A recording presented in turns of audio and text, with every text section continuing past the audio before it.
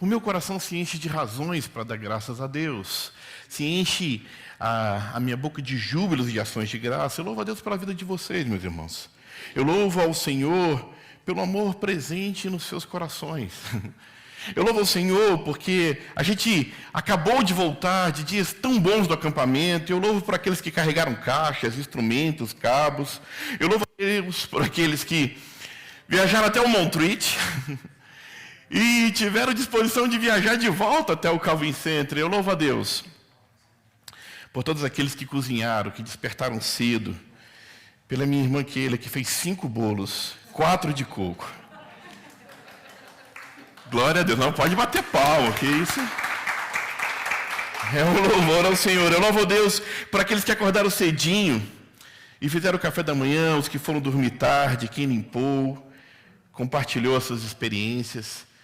Aqueles que naquele lugar de confiança abriram seus corações. Eu louvo a Deus por aquele que celebrou e viveu intensamente esses dias. Eu louvo a Deus pela Casa Brasil, que retorna a casa com uma missão, meus irmãos: ser igreja de Jesus. Eu louvo a Deus pela vida de vocês, e é assim que o apóstolo Paulo começa esse texto. É assim que o apóstolo Paulo começa a endereçar, começa a falar com a igreja de Éfeso, antes de iniciar suas orações. É interessante que ele já está orando, mas antes de ele falar assim, olha, eu oro por vocês, e mencionando as minhas orações, ele começa com esse sentimento de dar graça. Sabe por quê? Eu falei isso um pouco antes. Quando damos graças, a nossa visão muda. A nossa perspectiva das coisas muda. De um modo geral, nós somos focados muitas vezes nos problemas, nas urgências, naquilo que se levanta sobre nós e temos que fazer. Né? E o problema é que as urgências, os problemas, as contas, né, as enfermidades que surgem, os problemas no meio do caminho, colocam a gente às vezes tão desesperado que a gente perde o foco e a visão daquilo que realmente é maior e superior. E quando o apóstolo Paulo então começa a agradecer, é como se de alguma maneira isso nos ajudasse a voltar ao centro. É como se nos acalmasse, sabe? Quando você está desesperado, um pouco sem perdido, sem rumo, e de repente Deus te coloca e fala assim, agradeça. E você começa a lembrar das coisas que Deus já fez na sua vida. Do cuidado perene do Senhor, de tantas maravilhas, de milagres que acabamos de viver. E isso começa a não somente trazer paz no nosso coração, mas também nos preparar para entender qual é a boa e agradável vontade de Deus para as nossas vidas. Qual é a palavra de Deus? O apóstolo Paulo ora por 3 motivos importantíssimos, mas ele começa dando graças, e por isso nós também o fizemos. Porque eu tenho certeza que há muito em nós que temos para dar graças. Sabe, o simples fato de chegarmos até aqui hoje, meus irmãos, depois do Covid que tirou a vida de tantos, depois de tantas barreiras que poderiam ter surgido, pela chuva que veio, talvez na horinha de começar o culto, havia 1000 motivos para você não estar aqui, e você aqui está.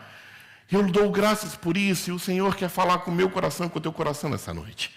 Os 3 motivos pelo qual o apóstolo Paulo dá graças a Deus. E o primeiro deles está logo nos primeiros versículos, quando ele diz: eu peço que o Deus do nosso Senhor Jesus Cristo, glorioso Pai, lhe dê espírito de sabedoria e de revelação no pleno conhecimento dele. No pleno conhecimento dele.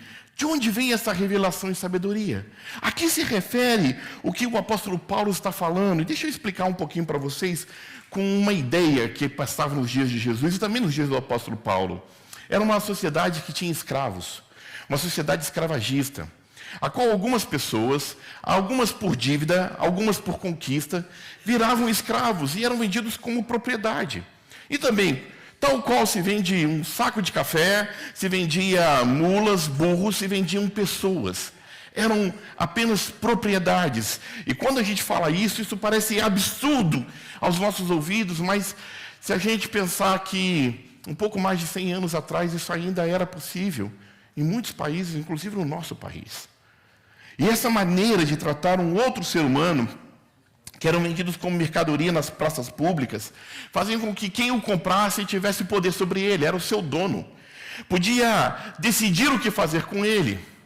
E quando Jesus e a Bíblia fala sobre nós, ela diz exatamente isso, que nós éramos escravos. Escravos da lei, que colocava sobre nós um peso tão grande, que era impossível de seguir todos os mandamentos, era impossível de cumprir tudo que estava na lei. Israel foi um projeto de Deus que o Senhor confiou a que essa nação pudesse seguir uma lei, e ela fracassa desde o início. Éramos escravos de todas as barreiras humanas que colocam sobre nós, de um mundo que continua colocando pessoas contra as outras. O Júnior lembrou bem, vem agora a época da política, e quão triste as memórias recentes da política no Brasil, a qual se dividiu grupos de família, a qual vizinhos deixaram de se falar, a qual as pessoas continuam muitas vezes escravos em sua mente, acreditando que existe uma salvação mágica. Escravos do inimigo, de Satanás, do diabo, que coloca sobre nós mentiras e conquistas irrealizáveis, que continua nos acorrentando no pecado, nos erros, na mentira, nas tentações, destruindo famílias, tirando vida de jovens. Ontem, Abel completaria 17 anos. Não sei se faz justiça, mas na quinta-feira, os últimos 2 elementos que participaram do assassinato dos 3 jovens foram presos. 4 jovens. Abel, que morreu com 16, o outro menino que já estava preso 16 anos, e os outros 2 que foram presos 17 anos. 4 meninos com a vida destruída. Essa é a escravidão que o diabo faz. Destrói tudo o que ele toca. E dessa escravidão, é dessa escravidão que Jesus também nos comprou. O preço que Jesus pagou na cruz do Calvário foi para justamente nos tomar agora como sua propriedade. Sabe, ele é aquele que compra e paga. A Bíblia diz lá em Colossenses que ele cravou na cruz todo o peso de pecado que era contra ele. Toda a dívida, toda a cédula, toda a nota promissória foi cravada na cruz. Pelo seu sangue vertido naquela cruz, ele tomou posse de nós.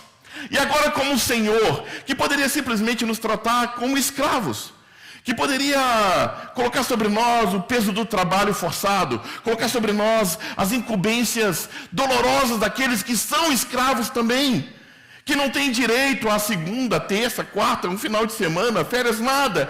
É trabalho, trabalho, trabalho. E quando você diminui o trabalho, o peso do chicote, o peso da dor. Mas Jesus, quando nos compra na cruz do Calvário, meus irmãos, Ele nos liberta. Ele toma as nossas vidas como propriedade e nos coloca livres. E este é o conhecimento que precisamos ter. É sobre isso que o apóstolo Paulo quer que entre na minha cabeça e na sua cabeça. Jesus já realizou na cruz a obra de libertação e vida. Tudo aquilo que precisamos, Jesus já conquistou na cruz do Calvário. Amém? Agora, entender isso parece difícil.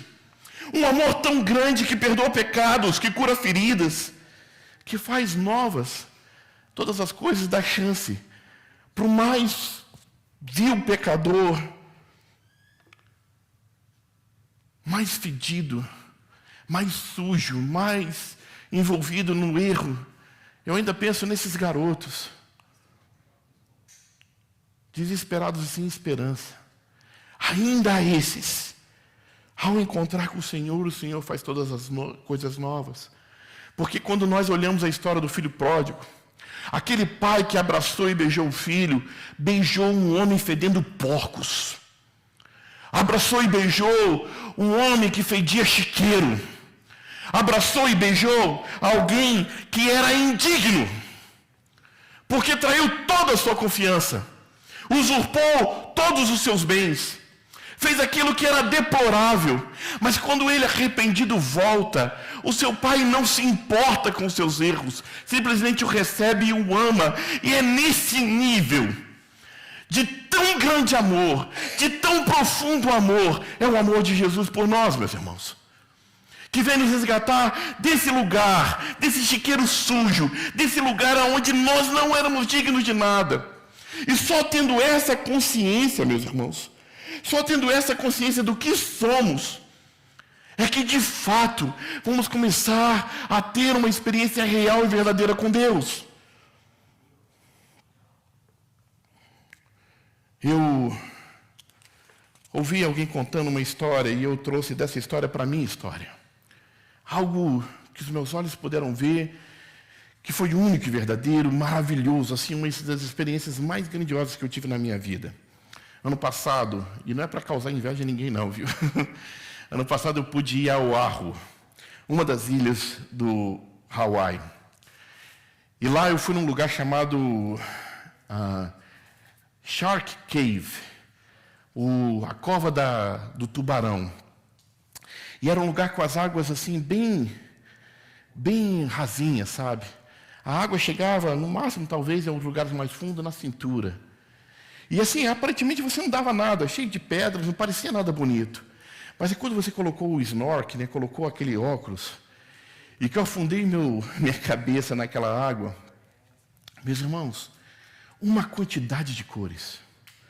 Alguns que são meus amigos há algum tempo, eu coloquei esse vídeo lá no meu Instagram, desse momento do que eu vi lá. Eu catei meu telefone e meti. Eu nunca tinha feito isso. Disseram que o telefone era prova d'água. Eu falei assim, agora você vai ter que provar que realmente é prova d'água. E botei. E sabe aquela proteção de tela antiga do Windows que mostrava aqueles peixes coloridos? Era exatamente aquilo. E quanto mais eu ficava ali embaixo vendo, mais maravilhado eu ficava agradecido e seguindo alguns peixes e vendo os amarelos, azuis, o peixinho do Nemo, cada coisa mais linda que a outra. E você me percebeu, o dia foi caindo. E quando eu saí daquele lugar, depois de ver todas aquelas maravilhas, o pôr do sol estava acontecendo. Meus irmãos, é como se Deus derramasse todas as aquarelas de tinta no céu. Eram tantas cores que rodeavam aquele lugar. Era uma visão tão grandiosa. O sol se pondo e aquele céu com tantas cores. Aquele mar, tudo aquilo diante de nós, sabe? Eu abracei a minha esposa e falei assim, que coisa grandiosa.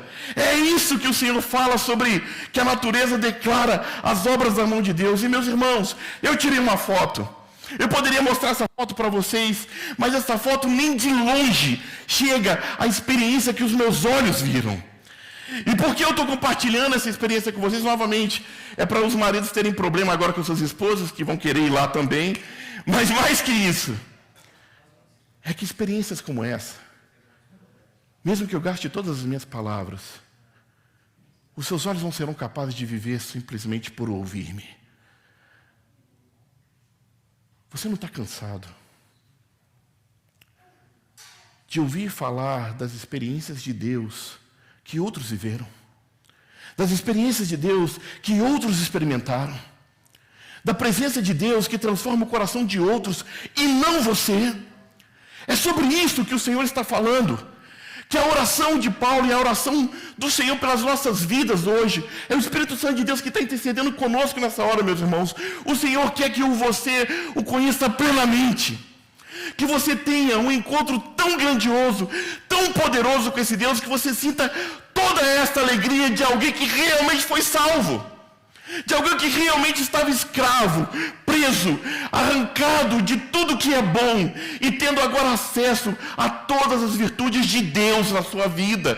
É sobre isso a oração do Senhor para as nossas vidas nessa noite.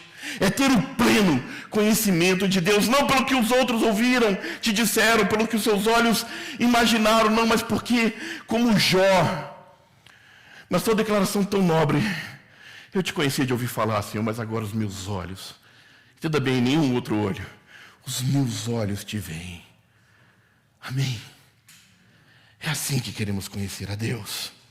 É assim que o Senhor quer que você entenda, porque se você conhecer a Deus desta maneira, no momento que você estiver cansado, cabisbaixo, depressivo, você vai se lembrar de quem você é. Vai se lembrar desse Deus tão grandioso, que fez tudo por você. Vai lembrar do seu valor inestimável, que você é a menina dos olhos de Deus, que é um filho amado. Porque o Senhor não optou pela sua própria vida, mas sim pela sua vida. Você vai se lembrar que esse amor é tão grande, Que Jesus, ao falar sobre isso, através do profeta, diz ainda que seu pai e a sua mãe, que pode ser um absurdo, meu irmão, eu espero em Deus que ninguém aqui tenha vivido isso, de não ter tido a alegria de desfrutar da companhia do seu pai e da sua mãe. Mas mesmo se isso viesse a acontecer, o Senhor diz: a minha vida é a sua vida, eu não me esquecerei de ti. É sobre esse conhecimento tão puro, tão nobre, que o apóstolo Paulo vai declarar mais à frente em Romanos, quando ele olha para a igreja de Romanos e diz: meus irmãos, esse Deus tão grande, se Deus é por nós, quem será contra nós? É sobre isso que se refere todas essas coisas. Esse conhecimento mudará a sua vida. E Paulo continua orando. Porque se ele quer, primeiramente, que a gente entenda esse pleno conhecimento de Jesus, que consiga compreender essa grandeza do nosso Senhor, ele continua dizendo algo novo. Ele diz assim: eu oro também para que os olhos do coração de vocês sejam iluminados. Talvez o que o apóstolo Paulo está aqui relembrando são as palavras de Jesus.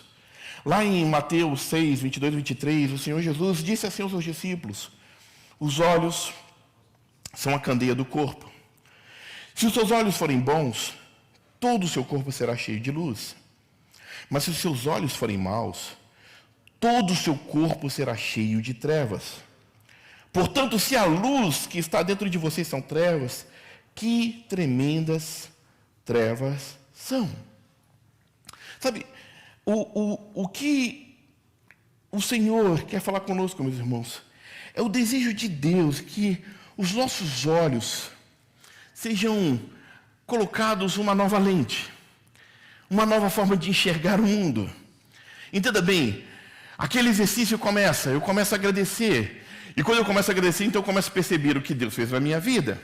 E quando eu começo a perceber o que Deus fez na minha vida, a maneira de eu enxergar o mundo é diferente. É sobre isso que a palavra está dizendo.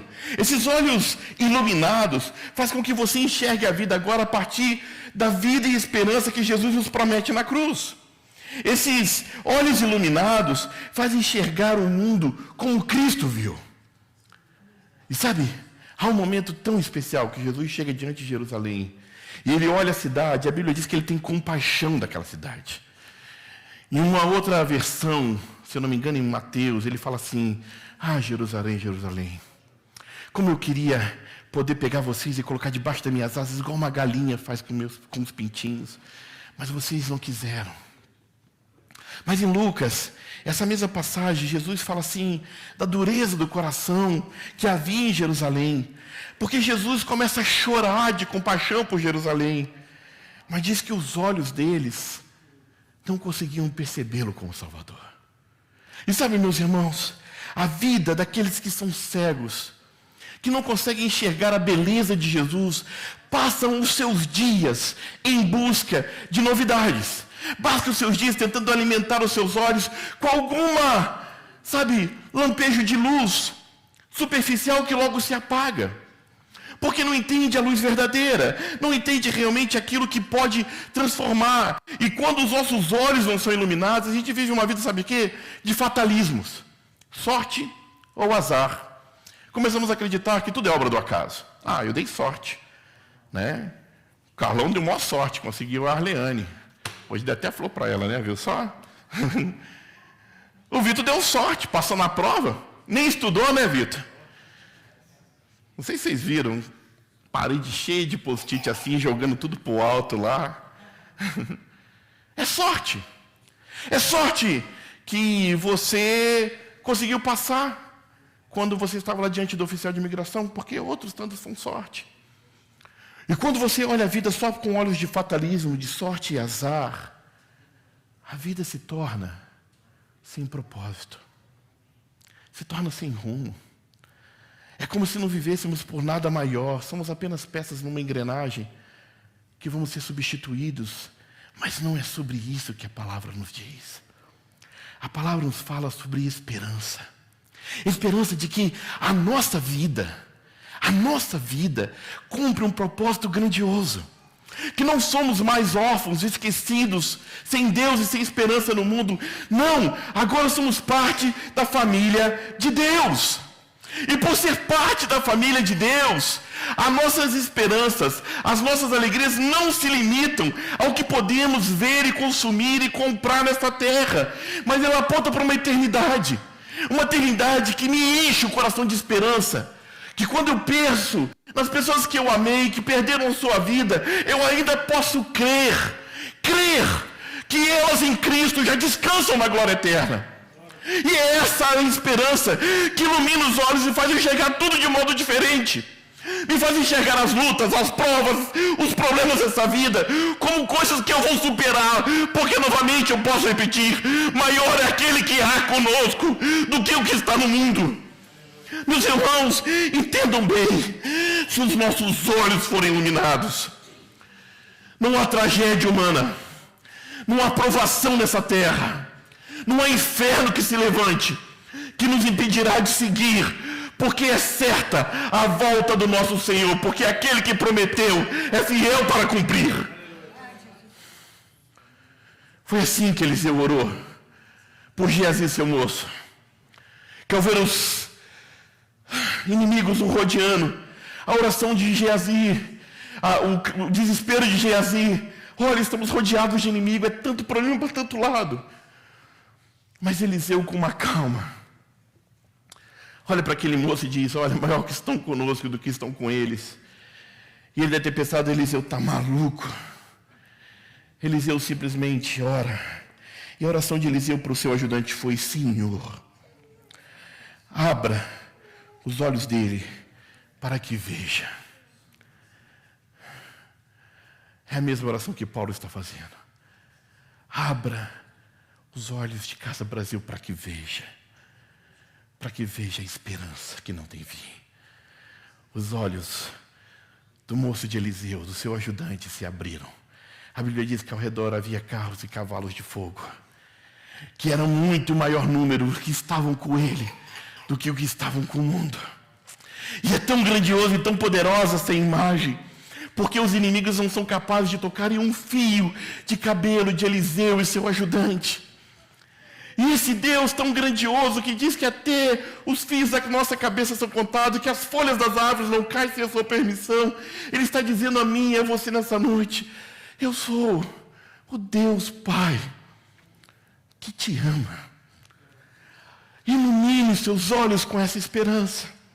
Creia que por mais que sejam as lutas e os problemas, por mais que sejam as faltas, e eu sei que existem faltas de amor, de confiança falha, de pessoas que foram traídas, abandonadas, a falta de pessoas que amamos, a falta das circunstâncias, para que a gente pudesse viver uma vida tranquila e sem preocupações. Eu sei que existem faltas, mas vive em fé. Tenha os seus olhos iluminados, porque a nossa esperança, ela não falha. Amém? O apóstolo Paulo ora por mais um motivo.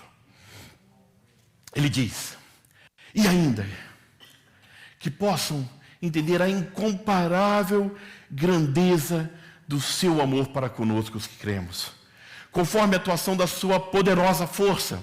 E ele vai seguindo, e ele vai explicando sobre a necessidade de conhecer esse poder de Deus. Entenda bem, quando o apóstolo Paulo aqui, com essa oração, ele vai falar sobre o poder de Deus, ele fala assim, o poder de Deus que ressuscitou Jesus Cristo dos mortos. Houveram outras ressurreições na Bíblia, meus irmãos. Houveram outros homens que ressuscitaram também, crianças que ressuscitaram, que foram ressuscitadas até pelo próprio Jesus. No Antigo Testamento, a gente tem algumas pessoas que ressuscitaram também. Mas por que a vida de Jesus é diferente do que qualquer outra vida, do que qualquer outra experiência? Porque quando Jesus ressuscita, Ele ressuscita para nos dar agora uma esperança. Porque Ele sem pecado morre, se faz pecado por nós. A Bíblia diz que a terra tem ânsias de vômito, porque não é capaz de comportar Jesus, porque não lhe era próprio, faltava o pecado. E quando Jesus ressuscita e sobe à direita do Deus Pai, A Bíblia está dizendo para a minha vida e para a sua vida, essa mesma esperança nós podemos ter. E para que possamos crer e viver assim, o Senhor diz, eu derramo sobre vocês o meu poder. E o meu poder, a gente sabe bem que se refere à presença do Santo Espírito de Deus sobre as nossas vidas. Ao ponto de compreender essa palavra, porque mais à frente, depois de falar que Cristo está sentado nas regiões celestiais, acima de todo domínio, poder, autoridade, de coisas que posso mencionar nessa era ou na era que está por vir, ele chega aqui e diz que Deus colocou todas as coisas debaixo do pé de Cristo. E sabe, meus irmãos, eu vi algo que encheu meu coração de alegria. Porque quando pergunta assim, se Deus colocou todas as coisas debaixo do pé de Cristo, quer dizer que Jesus é maior e superior do que qualquer coisa. Qual é o tamanho do seu Cristo? A minha avó foi católica toda a sua vida e analfabeta. Minha avó não sabia ler. Minha avó ouvia aquela rádio católica dia e noite. Dia e noite. Rezávamos o terço na casa dela. Eu lembro de garoto, a gente ir para a casa dela, e eu, quando via os cordãozinhos que começavam, eu ficava doido, que via, ainda tinha um monte de cordãozinho para frente, eu não sabia ainda as ordens, mas aí a gente via. E rezava-se o terço, eu não lembro quantas vezes. A minha avó tinha uma caixinha com santinhos, e apesar de ser analfabeta, ela sabia cada santinho para que servia. O nome dele, o que ele servia, e tinha santo para tudo. Mas ela carregava consigo um terço. E esse terço ela carregava em todo lugar. E sabe, ela tinha tanta expectativa naquilo que ela carregava. Muitas vezes estava sobre o seu pescoço, algumas vezes no bolso do seu vestido. Mas sempre com ela. E sabe, meus irmãos, eu não quero desprezar a fé da minha avó, mas eu quero pensar sobre o tamanho do Cristo que cremos. Porque para alguns estão crendo num Deus que pode caber no seu bolso. Um Deus a qual eu posso carregar e limitá-lo aos meus desejos. Então eu posso dizer para esse Deus, eu determino que isso aconteça. Eu começo a crer num Deus tão pequeno, que não é capaz nem de decidir o que é melhor para a minha vida. Então eu me refiro a esse Deus, no auge da minha autoridade, da minha sabedoria, e digo, é isso que eu preciso. E faço o que peço. Ao ponto de alguns se decepcionarem quando, em busca de sonhos, de prosperidades, de fantasias religiosas, se frustram por não receberem aquilo que imaginavam que eles tinham direito, porque eu sou o filho do rei, eu mereço o melhor dessa terra. E quando eu falo essas coisas, meus irmãos, é porque é um Deus muito pequeno para se sujeitar à minha vontade, para se sujeitar àquilo que eu imagino. O que a palavra de Deus está dizendo é que Cristo é infinitamente superior. Ele é infinitamente superior. Meus irmãos, tudo que você imaginar sobre amor, Jesus é maior. Tudo que você imaginar sobre bondade, Jesus é maior. Tudo que você imaginar, sabe, sobre o poder transformador, a cura, a libertação, Jesus é maior. Sobre toda e qualquer sabedoria, Jesus é maior. O nosso Senhor Jesus sempre será maior. E quando cremos num Deus tão grande, um Deus que fez todas as coisas, a Bíblia diz, pelo poder da sua palavra. E quando temos o conhecimento desse Deus tão poderoso, Ele diz a sua palavra que Ele derrama sobre nós o seu poder. Entenda bem, Ele é o cabeça, Ele é o Senhor, Ele é o Deus de todas as coisas, mas Ele escolheu a igreja. Meus irmãos, escolheu em você, com as nossas falhas, com os nossos erros, com tudo que a gente poderia colocar aqui que nos impede realmente de sermos pessoas dignas, mas Ele nos olhou como os filhos amados e nos constituiu o seu sacerdócio, o seu reino, embaixadores de um amor e de uma verdade que não tem fim. E é esse poder que está em nós e que opera em nós que o apóstolo Paulo ore, para que a gente tenha conhecimento e viva como homens e mulheres que são agora transformados pelo poder de Cristo, que começam a ter a ousadia, a força e crer num Cristo que é superior a todos os poderes. A nossa plenitude depende disso, meus irmãos. A nossa plenitude depende de ser corpo de Cristo. Saber que Ele é o cabeça, e se Ele é o cabeça, Ele continuará dirigindo as nossas vidas. E por isso eu me submeto. E por isso a minha oração é: Senhor, faça a tua vontade. E por isso a nossa oração será: Senhor, seja sempre o primeiro lugar desta igreja, dessa comunidade, de nossas vidas. Porque eu vou passar, meus irmãos. Cada um de nós aqui vai passar. Mas esta palavra, e esse Senhor, este sim, permanecerá para sempre. E se queremos viver eternamente, precisamos estar baixo essa esperança. Porque esse Senhor tão poderoso, que nos escolheu, que nos fez co-herdeiros com Cristo, é esse Deus Todo-Poderoso que, através do Santo Espírito que habita em nós, deseja que algumas coisas práticas aconteçam. E eu destaquei só duas. Eu termino essa mensagem em apenas duas coisas bem práticas. Porque se você entender que você ia dando graças, vai se dar conta do que Deus já fez. E quando você se der conta do que Deus já fez, você vai passar para o próximo passo, ter o conhecimento que esse Deus realmente é poderoso. Ele fez 1, 2, 3, 4, tantas vezes. E os seus olhos serão iluminados. E você vai começar a enxergar a vida de um modo diferente. Vai começar a entender que existe algo além desse natural. E aí agora, cheio do poder de Deus, você terá a força de Deus para, como igreja do Senhor, viver fazendo diferença nesse mundo. Está aqui só duas coisas. A primeira delas: Deus é fiel todo o tempo. E Ele tem provido para nós o pão de cada dia. Amém? Você pode dizer amém? Sobre a sua mesa, você teve comida nesse dia? Amém? Esse Deus que proveu o pão de cada dia é o mesmo Deus que nos ensinou a orar. E como foi a oração que Jesus ensinou? O meu pão de cada dia, Senhor, manda aí. Foi assim? Como que foi a oração? Me ajudem. O pão nosso. Olha que poderosa essa palavra, meus irmãos. Se nós compreendemos que Cristo é o cabeça, e Ele nos ensina que o pão é nosso, Ele quer que algo diferente passe em nossas vidas, porque infelizmente tem muitas pessoas que depois de anos na casa de Deus ainda não têm a mente de Cristo. Que anos ouvindo de outros falar de experiências incríveis, do que puderam ver, do que puderam sentir, do que puderam ouvir de Deus, ainda não tiveram o seu encontro real e poderoso com Cristo. Por isso, continuam presos no seu egoísmo, na sua forma mesquinha de ver a vida, de achar que é o meu primeiro. Se Cristo é o cabeça da igreja, se Cristo, que cremos, é maior que tudo, Ele nos livrará do egoísmo e da forma de pensar só em nós, e aí seremos generosos.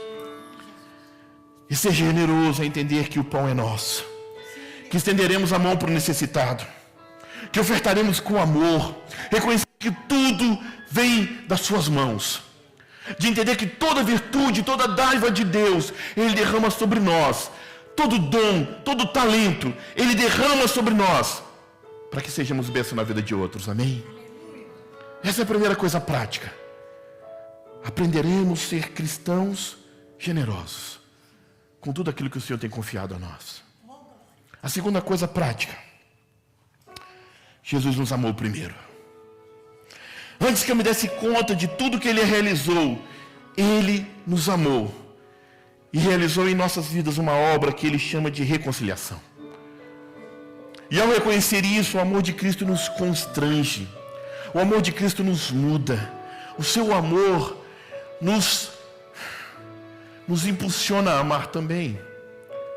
Sabe, começamos a amar, e quanto mais amamos, mais amor Deus derrama em nosso coração.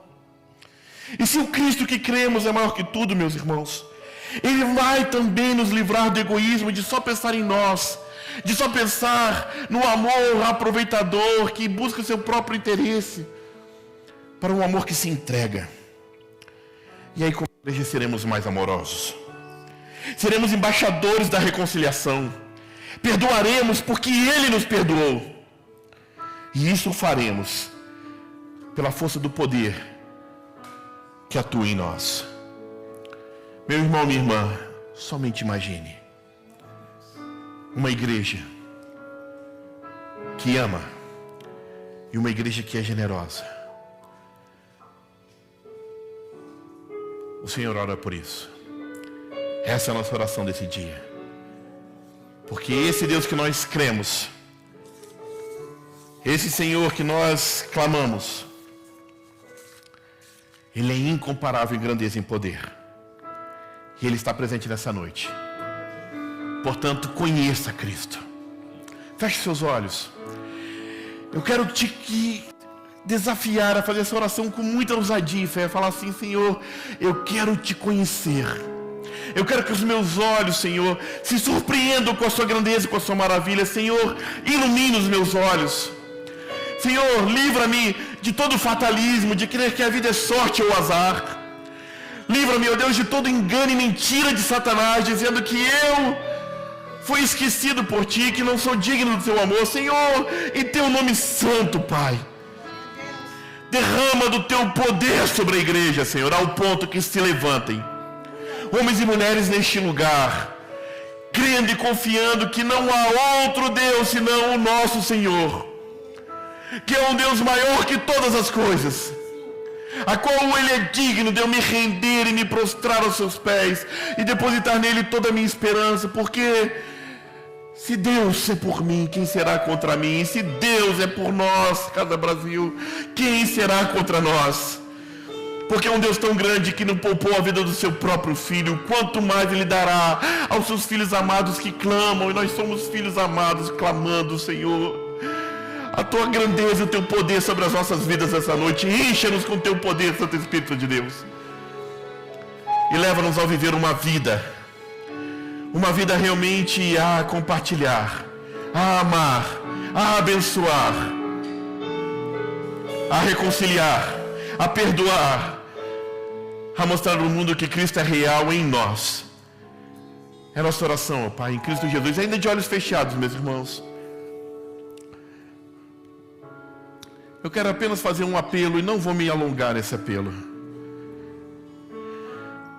Se você se acostumou numa vida com Deus, mas faz tempo que você não tem essa experiência tão poderosa com o Senhor, se nessa noite você quer colocar a sua vida assim, nesses termos: Senhor, eu quero ter os meus olhos iluminados, eu quero ser cheio do Teu poder, eu quero ser usado por Ti, Senhor, eu quero ser um instrumento em Tuas mãos. Esses são os termos dessa oração agora, meu irmão. Se você quer ter entenda bem, ninguém é obrigado, mas se você, em nome de Jesus, meu irmão, minha irmã, deseja nessa noite dizer isso ao Senhor: Senhor, é isto que desejo, esse é o desejo mais ardente do meu coração, Senhor, te conhecer, ter mais de Ti, Senhor, de forma poderosa. Eu te convido, coloque-se de pé e eu vou orar por Ti. Eu vou clamar a Deus pela tua vida e pedir para que o Senhor te encha de tanta alegria, que os teus olhos saiam daqui nesta noite iluminados, que você saia daqui realmente vivendo por fé e não por vista, que você saia daqui cheio do poder de Deus, e que nenhuma barreira, que nenhuma luta te impeça de seguir adiante. Eis aqui os teus filhos, Senhor, derrama do teu poder sobre as suas vidas, ó Deus. Encha-os, ó Deus, com a tua graça, ilumina-os, ó Deus, com teu amor, ó Deus, que possam ser usados por Ti aonde quer que andares. Ó Senhor, sê com eles, ó Deus, encha suas vidas com tanta alegria no Senhor, ó Pai, que o coração deles desfrute desta paz que excede todo entendimento, e que a certeza da Tua salvação, ó Deus, opere em nós e através de nós, opere poderosamente na vida desses irmãos, para a glória do Teu nome, em Cristo Jesus. Louvemos ao Senhor.